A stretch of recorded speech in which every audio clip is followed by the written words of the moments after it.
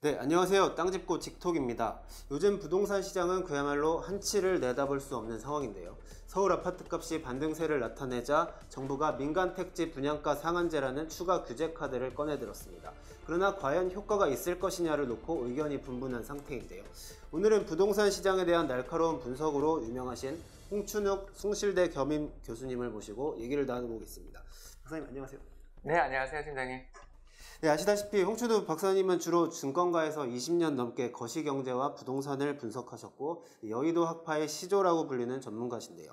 네, 박사님 지금 부동산 시장을 어떻게 봐야 될까요? 예, 지난해 9월 9.13 조치 이후에 시장이 한 6개월, 7개월 정도 조정을 받았는데 지금 조정이 좀 마무리되고 다시 상승하는 게 아니냐 이런 분석이 지금 좀 많이 제기되는 것 같습니다. 상당히 뜻밖이죠. 왜 그러냐면 최근 우리나라 경제 지표들 보면 왜 이렇게 안 좋나 싶을 정도로 좀 지표들이 성장 탄력이 좀 둔화되고 있다는 걸 많이 느끼고 있는데도 불구하고 부동산 시장에 오히려 온기가 특히 한 4월, 5월부터 본격적으로 돌아서기 시작했다. 저희들은 좀 그렇게 생각을 하고 있습니다. 예, 정부는 지금 민간 택지에 분양가 상한제를 적용해서 집값을 잡아보겠다 이런 생각인데요. 효과가 있을까요? 일부 부분에는 있을 수 있습니다. 그러니까 이게 이제 세그먼트를 조금 나눠봐야 될 것 같은데요. 이 세그먼트라는 게 뭐 별거 아닙니다. 그러니까 주식 시장에서는 대형주, 소형주 있는 것처럼 이 부동산 시장에도 서울 수도권이 있고 또 서울 수도권에서도 보면 코어가 있고 넌코어 지역이 있잖아요. 그런 것처럼 부동산 시장에서도 연식을 가지고 재건축이라는 새로운 테마, 이 세그먼트가 있습니다. 그러니까 이 재건축을 지금 이미 분양 이후라면 상관이 없는데 분양 전 단계에 있거나 하는 그런 또 이 재건축 재개발을 추진하고 있는 단지들 입장에서 본다면 상당히 좀 문제가 될 수 있는 이슈입니다. 왜 그러냐 하면 결국 일반 분양 물량을 얼마나 뽑아내고 또 일반 분양 물량이 분양가가 얼마나 되느냐 이게 핵심 아니겠습니까? 그죠? 그런데 그런 측면에서 놓고 볼 때 이 재건축 또는 재개발 민간 택지 사업의 수익성을 악화시킨다는 측면에서 이 시장의 상승을 주도하고 있었던 재건축 재개발 단지들에 있어서의 탄력은 좀 억제되는 역할이 있다. 이거는 뭐 부인할 수 없죠. 그래서 정부의 정책은 시급하게 이렇게 나온 이유는 결국 심상치 않다. 이런 판단에서 나왔다고 볼 수 있겠고요. 다만 이 세그먼트 이외에는 오히려 호재 성격이 더 있는 게 아닌가 좀 이런 걱정도 좀 되는 부분이 있는 그런 정책인 것 같습니다. 아무래도 장기적인 공급을 줄이기 때문에라는 말씀이시죠. 그러겠죠. 왜냐하면 이 서울에 900만이 넘는 인구가 살고 있고 또 400만 호 이상입니다. 그러면서 이 주택의 내부 연한이 40년, 50년 정도 아니겠어요?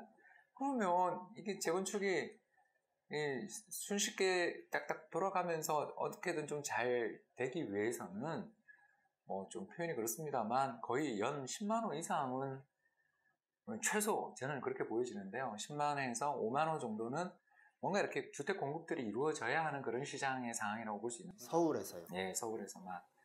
근데 이제 전국 단위로도 3, 40만 호가 어려운 상황이고 서울은 올해 중 뭐 예상입니다만 8만 호 정도 피크치고 내년부터 준다고 보잖아요.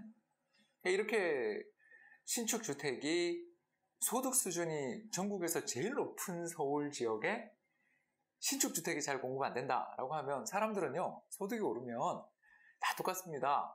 소파에 딱 앉으면 눕고 싶듯이 점점 더 주거 여건이라든가 생활 여건이 더 좋은 데를 선호하게 되고 특히 그건 돈이 있는 사람들일수록 참지 않거든요. 그렇지 않습니까? 우리 한 팀장님 우리가 소득이 연봉이 잘 안 오르지만 올랐다 그러는 순간 이상할까 이런 생각 하잖아요.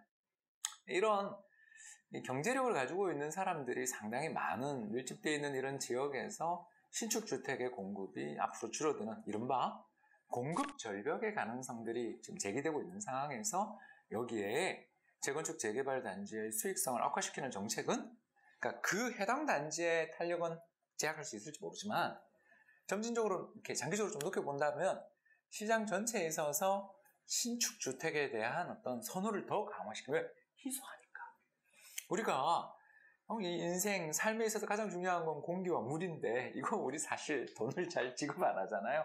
물처럼 쓴다 그러지 않습니까? 왜? 풍부하거든요. 근데 반대로 금이나 다이아몬드 같은 귀금속 류 같은 경우는 그게 정말 없어도 우리 인생이 별로 중요하지 않은 사용가치 측면에서는 이게 정말 중요한가 사회에 따라 다를 수 있지만 비쌉니다. 왜 그런가? 희소하거든요.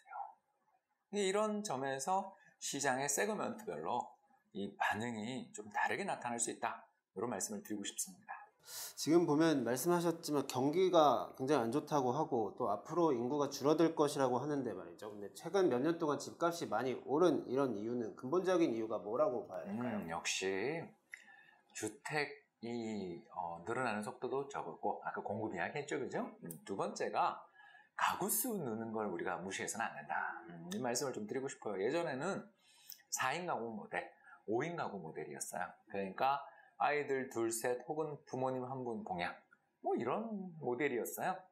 이런 시스템 속에서 그 남성분이 가구주가 되고 여성분들은 전업주부가 되는 뭐 이런 시스템들의 모델로 우리는 그동안 한 3, 40년 해방 이후의 성장의 시대를 보냈는데 최근 들어서서 우리나라 인구 집단들에 있어서 관측되는 두 가지 특성이 있어요. 첫 번째가 뭐냐면 장수. 그러니까 다시 말해서 오래 사세요. 그렇게 살면서 이 분가가 활발해지고 있는 거죠. 그러니까 노인 1인 가구나 젊은 2030 1인 가구들이 굉장히 많이 늘어나고 있다는 것. 두 번째 우리나라의 특징이 뭐냐면요. 이 맞벌이입니다. 힘들어졌잖아요. 물론 그 최저임금의 인상이라든가 기초연금 같은 이런 여러 가지 정책들이 앞으로 우리나라의 복지 정책에 아직 기초를 다 바꿔놓는다 그러면 제가 이 전망은 틀릴 수도 있는데 그게 아니라 사람들의 삶이 조금씩 팍팍해지면서 1인 가구 모델들도 늘고 맞벌이도 늘어나면서 자연스럽게 자녀들의 숫자가 줄어드는 가운데 가구의 평균 그 세대의 인원수가 2명, 3명, 1명 이렇게 자꾸 줄으면 무슨 일이 벌어지겠어요? 그렇죠. 인구 전체도 노령화 때문에 잘 안 줄지만 주택에 대한 수요는 사람들이 가구 수가 늘수록 늘어날 수밖에 없는 거예요. 결국 공급 부족이 좀 만성화되어 있는 데다가 수요 측면에서도 소득이 못 줄은 건 아니니까 더구나 맞벌이 하면 힘들어도 가구 소득은 늘잖아요. 그죠? 이런 것들이 경제 전체에 있어서 가구 수의 증가와 소득 수준의 증가들이 약간은 결합된 수요와 공급 측면에서 보면 공급은 좀 원활하지 못한데 수요 측면에 있어서는 여전히 강한 힘이 발생하고 있는 그런 시장이다라고 볼 수 있겠습니다. 그럼 이제 집을 살지 말지 고민하시는 분은 집을 지금 사는 게 좋습니까? 아니면 안 사는 게 좋습니까? 예, 저는 살까 말까를 고민한다 자체가 벌써 그분은 일단 조금 대출 받으면 여력이 있다라는 그런 말씀으로 들려요. 그렇게 한 팀장님 저 그렇게 알고 이야기할게요. 예. 그러시면 너무 고민하지 않으셨으면 좋겠다. 이유는 더 가집니다. 자, 첫 번째. 한국의 부동산 가격 지수나 전 세계의 부동산 가격 지수를 다 보면요. 한 가지 공통적인 특징이 있습니다. 뭐냐? 우상향. 우상향. 이게 어쩔 수가 없다라는 겁니다. 예전에는 집값이 그렇게 많이 안 올랐었대요. 근데 세계 2차 대전 이후로 전 세계의 주요국 부동산 가격은 다 동반 상승하고 있습니다. 전 세계 부동산 가격 지수가 이렇게 연 7% 정도 오른답니다. 예전에는 스크롤이라고 했잖아요. 도심에 살던 사람들이 근교 외곽으로 막 나가서 살았잖아요. 근데 세계 어느 나라를 가봐도 이제 다시 도심으로 몰려드는 일들이 이렇게 자꾸 벌어질까? 생각해보면 결국 이게 선진국은 제조업 중심에서 지식경제 중심으로 바뀌는 게 저는 가장 큰 것 같아요. 우리 예전에 영등포 쪽이나 구로동 쪽에 있었던 어마어마한 큰 공장들이 수도권에서 이렇게 밑으로 내려가고, 그죠? 적어도 서울에서 내려가고 또 그 지역들이 공원으로 탈바꿈한 지역들도 있고 아파트도 세워졌잖아요. 그럴 때는 스크롤 현상, 도심 집중이 완화되는 시기였어요.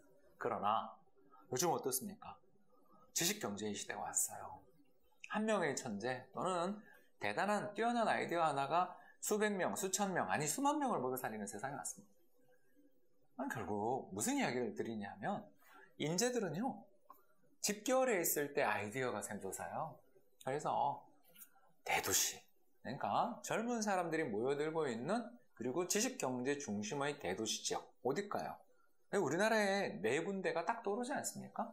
영등포, 여의도, 마포 라인, 그죠? 두 번째 광화문 을지로 라인, 세 번째 강남 삼성 라인, 그리고 네 번째가 대전 대덕 라인입니다. 여기가 어디냐고요? 세계 지적재산권 협회에서 선정한 세계 10대 클러스터의 4위와 10위입니다. 한국은요, 이제 횟수가 바뀌면서 3위로 올라갔다라는 보도도 있는데 일단 제가 봤던 논문에는 그랬고요. 세계적으로도 본다면 대도시 지역의 집값 상승의 흐름들은 장기적으로 나타나고 있다. 수요는 솔직히 모르겠습니다. 팀장님, 정말 경기가 하반기 좋아질지 내년에 좋아질지 좀 모르겠어요. 다만 경기가 나빠진다 하더라도 공급이 이렇게 타이트할 때, 아까 말씀드린 것처럼 신축 주택의 공급들이 어려움을 겪게 될 때는 5년 된 아파트도 신축으로 보이고 심지어 10년 된 아파트도 신축으로 보일 가능성들이 있다. 이렇게 볼 수 있겠죠. 그러면서 아무래도 주택시장에서의 하단이 단단해져요. 그러니까 지난해도 보면 경기 되게 나빠지고 강력한 규제정책 나오면서 집값 빠지는 줄 알았는데 반등하잖아요. 예? 결국 공급 부족의 문제가 여기에 걸려있다고 생각합니다. 그러니까 이와 같은 두 가지 포인트, 공급 부족이 심화될 가능성이, 특히 아까 제가 말씀드린 그 클러스터 중심으로 전 세계적으로 놓고 보더라도 다 대도시로 집중되는 가운데 전 세계 부동산 가격이 동반 상승하는 현상 자체를 목격할 수 있다. 결국 내가 최바닥에 부동산 잡아야지, 이거 되게 어렵고 힘든 일이다. 더군다나 대부분 당신의 돈이 전세적으로 묶여 있을 때라면 살 수 없다라는 걸 제가 말씀을 좀 드리고 싶고요. 그렇다면 목표로 하고 있는 지역에 전세로 살고 있는 데에서 조금만 더 이렇게 대출을 받아서 살 수 있는 정도의 여력이 계신 분들이라면 너무 타이밍을 고르시지 않으셨으면 좋겠다. 그냥 자신이 아는 범위 내에서, 뭐 또 여력 내에서 이렇게 주택들을 마련하고, 또 그 주택에서 여러분 잘 아시는 것처럼 한국처럼 이사 자주 나라는 나라가 없어요. 소득을 올려나가고 보는 눈을 키워서 또 집을 바꿔나가도 되는 문제 아니겠습니까? 너무 완벽한 선택을 하겠다라고 고르기보다는 자신이 가지고 있는 주요 조건을 만족시키는 가격 범위 내의 그런 주택들에 대한 매매는 뭐 지금 그렇게 나쁜 타이밍은 아니지 않는가, 이런 생각이 듭니다. 예, 말씀 잘 들었습니다. 다음 시간에는 홍춘욱 박사님이 보낸 내 집 마련과 투자 전략에 대해서 좀 더 자세히 들어보도록 하겠습니다. 박사님, 감사합니다.